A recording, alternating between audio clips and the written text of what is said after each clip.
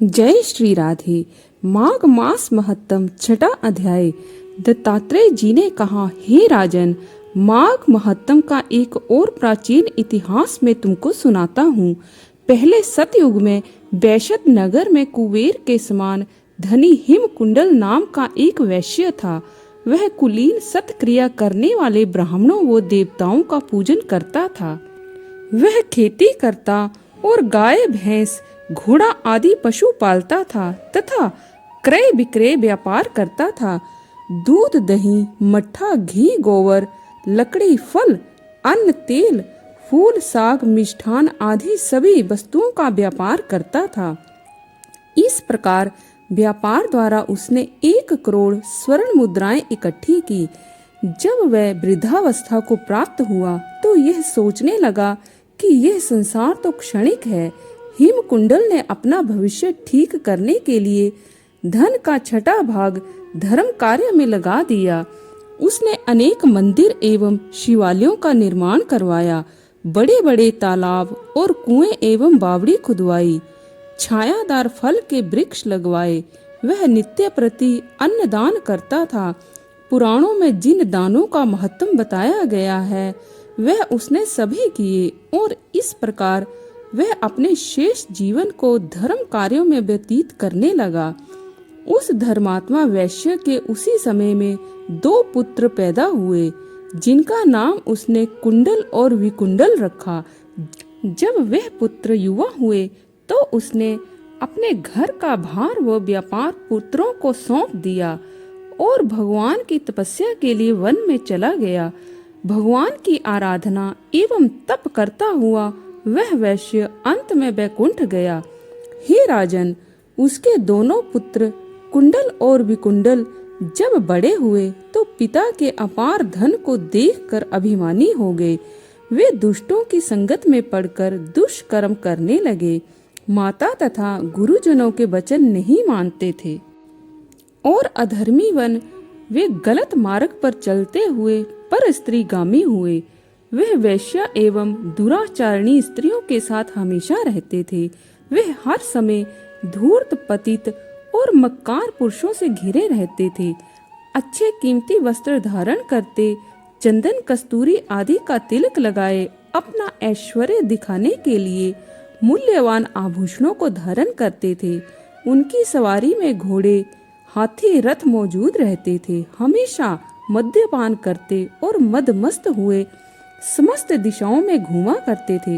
प्रतिदिन भोग विलास में लीन रहकर उन्होंने अपने पिता का बहुत सा धन नष्ट कर दिया। वैश्याओं और धूर्तों ने अवसर का लाभ उठाया। उन्होंने धीरे धीरे उनका सारा धन नष्ट कर दिया। इस प्रकार उनका सारा धन और वैभव नष्ट हो गया तो उनकी आंखें खुली। तब वे दुखी और परम दरिद्री हो गए और भूख से व्याकुल होने लगे। धन के नष्ट हो जाने पर मित्र स्वजन और सेवक उनको छोड़कर चले गए। उनके साथी उनकी निंदा करने लगे। जब भूख से व्याकुल हो गए तो वे चोरी करने लगे। कर्जदारों के और राज भय से वे नगर छोड़कर वन में रहने लगे। वहां वे जानवरों का शिकार करके मांस खाने लगे। एक दिन वह पापी किसी पर्वत की ओर चले गए। वहां बड़े भाई को सिंह ने खा डाला। उसी दिन छोटे भाई को वन में सांप ने डस लिया। एक ही दिन उन दोनों की मृत्यु हो गई।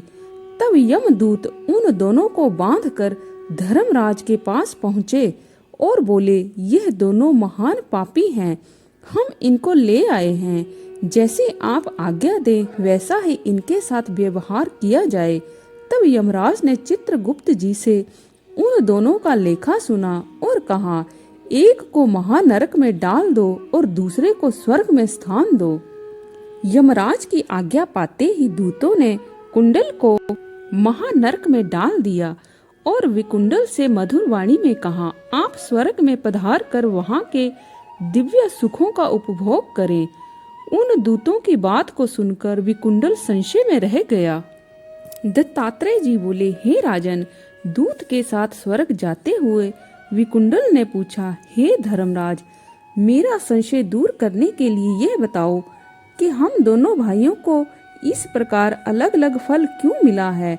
हम एक ही कुल में पैदा हुए, एक ही साथ रहे, एक सा ही जीवन व्यतीत करते रहे, एक से कर्म किए और एक ही तरह से मृत्यु को प्राप्त हुए हैं।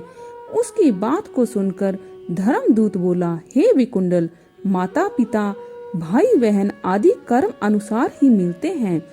जिस प्रकार एक ही वृक्ष पर भांति भांति के पक्षियों का समूह निवास करता है, उसी प्रकार एक ही परिवार में सभी तरह के लोग एकत्रित हो सकते हैं, परंतु प्रत्येक प्राणी को अपने कर्म का फल स्वयं ही भोगना पड़ता है। अच्छे कर्म से प्राणी को स्वर्ग और बुरे कर्म से नरक की प्राप्ति होती है। उसी प्रकार अपने कर्मों से नरक भोगने वाला तुम्हारा भाई गया है और तुम अपने पुण्यों के कारण स्वर्ग को जा रहे हो। तब विकुंडल बोला, हम दोनों भाई सदैव साथ साथ रहते थे, दोनों ही एक समान पापी कर्म करते और भोग विलास करते रहे हैं। तब ऐसा कौन सा कर्म है जो मुझे स्वर्ग मिला है? यह बात सुनकर उस देवदूत ने कहा, तुमने जो पुण्य किया है उसे मुझसे सुनो। हर मित्र का पुत्र सुमित्र, जो तुम्हारा साथी था, यमुना के तट पर आश्रम बनाकर रहता था और वेद पाठ करता हुआ हरि चरणों की आराधना करता था। उसके कहने पर तुमने 2 बार माघ स्नान किया था। समस्त पापों को नष्ट करने वाली यमुना के जल में माघ स्नान करने के कारण तेरे समस्त पाप नष्ट हो गए हैं और तुझे दिव्य सुखों वाला स्वर्ग प्राप्त हुआ है। तेरा भाई पापाचार में रत रहने के कारण नरक की यातनाओं को सहन करता रहेगा।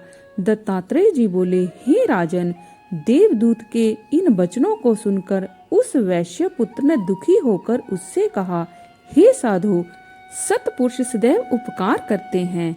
मैं आपको सर्वज्ञ जानकर प्रार्थना करता हूँ कि आप यह बताएं कि प्राणी किन कर्मों से सदगति और किन कर्मों से नरक पाता है। यमदूत ने कहा, हे धर्म श्रेष्ठ, तुम्हारे इस प्रश्न को सुनकर मुझे महान प्रसन्नता है।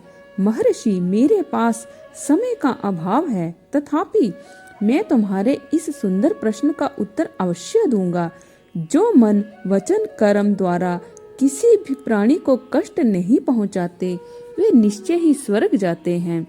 हिंसा करने वाला वेद पाठ, दान, तप, यज्ञ किसी भी कर्म से सदगति प्राप्त नहीं करता है। अहिंसा समस्त धर्मों का मूल है। धर्मात्मा जन छोटे छोटे जीवों की भी रक्षा करते हैं, उनको नरक नहीं देखना पड़ता। जो मांसाहारी हैं, जीवों की हत्या करते हैं, उनको नरक में रक्त स्नान करना होता है। जो मांस खाते हैं, कीड़े उनको कष्ट पहुंचाते हैं। वे नाना प्रकार की पशु योनियों का सेवन करते हैं। मनुष्य जीवन पाकर भी अपंग और दरिद्री रहते हैं। इसीलिए मनुष्यों को चाहिए कि प्रत्येक जीव पर दया करे और किसी को सताए नहीं। तो आज के लिए बस इतना ही। कल फिर आपसे भेंट होगी। तब तक के लिए जय श्री राधे।